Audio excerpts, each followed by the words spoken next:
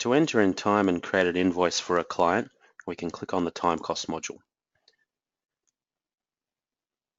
Once we're in the time cost module, we first need to make sure that we have set up our activities.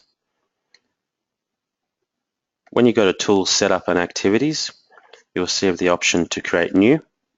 Simply give it a code and a description and whether it's chargeable or non-chargeable time or disbursement. We also need to give it a rate per unit as well.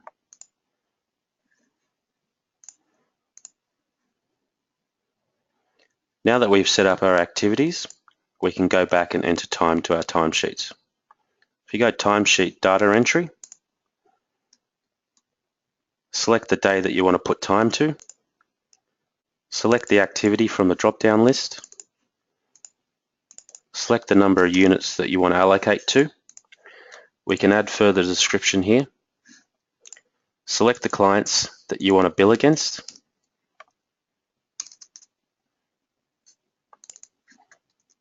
And tab to the next line if need be. Once we've entered our time, you'll now be able to bill against the client. You have the option to set the program to have a finalize timesheet button here, and this is located in Tools, Setup, Preferences, and you can automatically finalize valid individual timesheet entries. If this is ticked, then when you come back to your data entry, you won't have to finalize them here. Once you have your entries, you can then go to WIP and Invoices, select Final, pick the client that you want to invoice. You'll come to a data screen.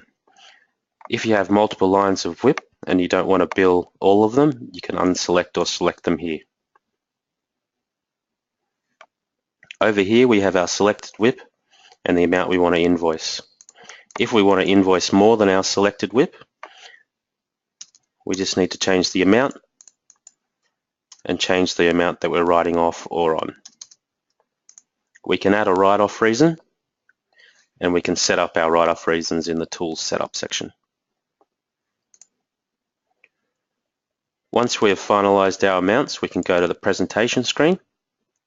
This is what the client will actually see. Make sure the address is coming through from the drop-down box. And then we have our rows. We have our standard lines, or we can add to them.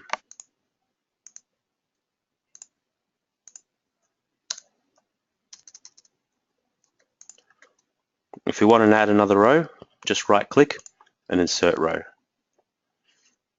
And then we can add narration and also change the amount.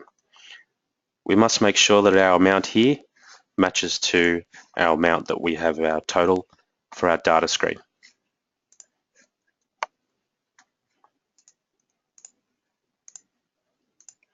Once we are happy with our format, we can print preview and we will get a draft look at what the invoice will look at.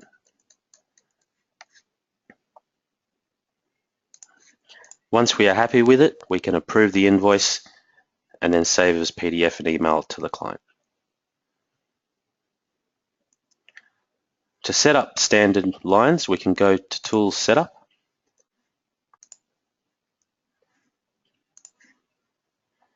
And you see we have the options here for our standard paragraphs.